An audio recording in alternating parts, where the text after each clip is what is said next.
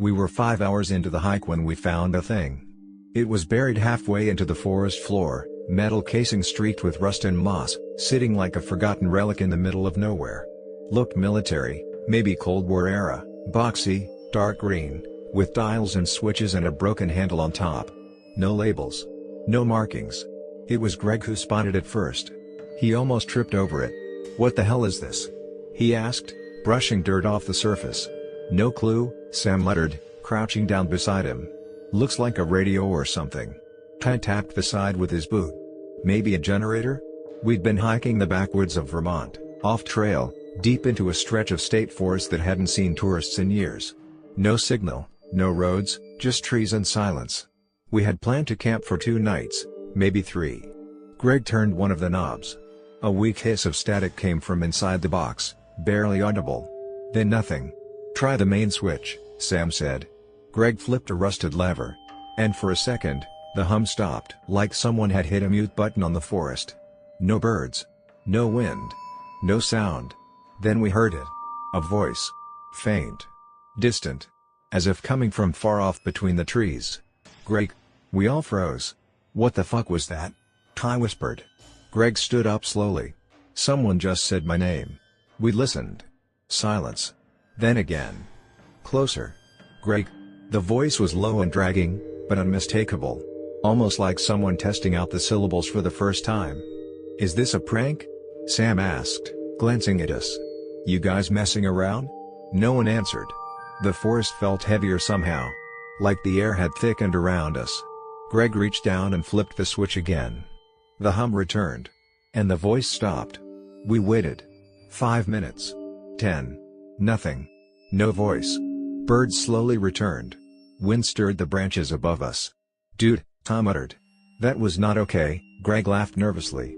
"Maybe it's a radio jammer or something? Or a repeater?" I didn't laugh. I looked around. The forest now felt too deep, too quiet, like the trees had leaned in closer while we weren't looking. We should have left it there. But Greg wanted to bring it back to camp. "I'll turn it back on before bed," he said. "Just in case." We set up camp by a small clearing half a mile away. Ate canned chili, sat by the fire, didn't talk much. The voice had shaken all of us, though no one admitted it out loud. When the fire burned low, Greg pulled the box closer. "Ready?" he said, like a kid testing a dare.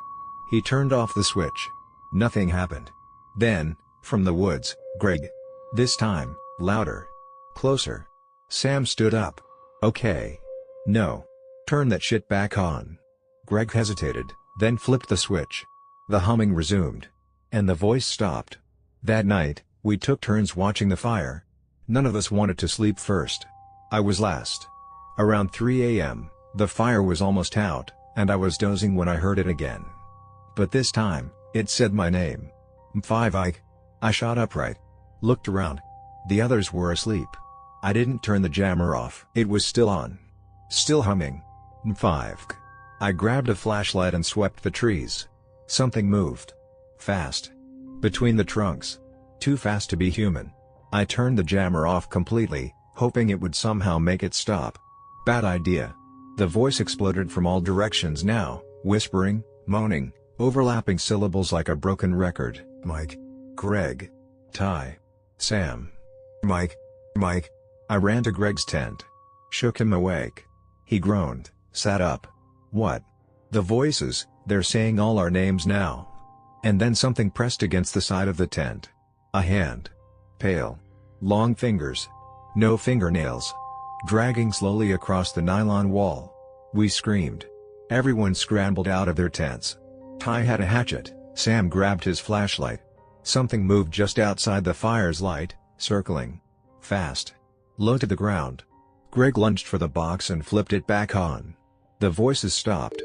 But we heard one last whisper, just before it went silent. "You shouldn't have turned it off." No one slept that night. At dawn, we packed up and left. Carried the jammer with us, still on. But the forest didn't let us go easily. Paths twisted. Trees looked the same in every direction. Compass spun uselessly. Greg started getting nosebleeds. Sam threw up twice. Ty began talking to himself. We finally found the old fire road near dusk, and stumbled back to the car like survivors of something we couldn't name. Greg tossed the jammer into the trunk. "Let's drive until we hit pavement," he muttered. Half an hour later, we made it back to civilization. In the motel, we tried to forget. But something followed us. A week later, Sam disappeared. No signs of struggle. No phone activity. Vanished. Greg and Ty stopped returning my messages. I still have the jammer. It hums quietly in the corner of my basement. I leave it on. Always. Because last month, I woke up to a sound outside my window. And I swear I heard a voice say, "Turn it off."